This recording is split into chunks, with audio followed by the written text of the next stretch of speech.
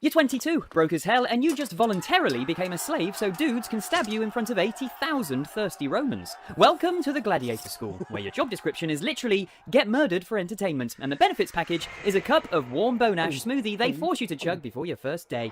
The oath you swore this morning? I agree to be burned, chained, beaten with rods, and killed by the sword. You just signed away your right to complain about anything, ever. Your boss can literally burn you. Legally. It's in writing. And before you even hold a real weapon, your owner, this scarred nightmare called Bruticus, hands you a cup of lukewarm water mixed with powdered human bones from dead gladiators. Actual skeletons, pulverized, in a drink. You're gonna be shitting skeleton dust for a week. This is what you paid for with your freedom. I am King Crappy the First. Your crappy life as a gladiator starts now. So, how'd you volunteer for this? Maybe Rome crushed your village and you got dragged here in chains. Maybe your family sold you off like a bad investment to cover daddy's gambling debts. But the wildest path, you walked in on purpose because your job prospects were so dogshit you'd rather get your face split open with a trident. By the late Republic, half of all gladiators were Auctorati volunteers. Free citizens who saw dudes making bank getting paid to beat each other bloody in front of screaming mobs, and they said, yeah, I'll take that over another day at the docks. Here's the catch. The second you swear the oath to the sacramentum, you become infamous. Same legal status as prostitutes, actors, and corpse washers. You lose voting rights, you can't testify in court, you can't leave a will, you literally can't even get buried with your family when you inevitably die horribly.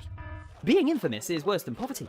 Poor people are invisible. Infamous? Well, everyone knows exactly what you are. You're even ranked below sex workers. Then you show up at the Ludus 40 feet from the Colosseum with a literal underground tunnel connecting them. You're not a person anymore. You're inventory. The Lanista looks you up and down like you're a side of meat at a butcher shop, because that's basically what you are now. Big? You're a Mamillo. Heavy armor, giant shield, ridiculous fish-shaped helmet. Yes, a fish. Rome thought an aquatic animal was psychological warfare. You're about to die wearing a costume that belongs on a dinner plate. Scrawny, Thraex, minimal armor, curved sword, and a target painted on your entire body. Quick guy, Rhetorius. You get a net and trident, but zero armor.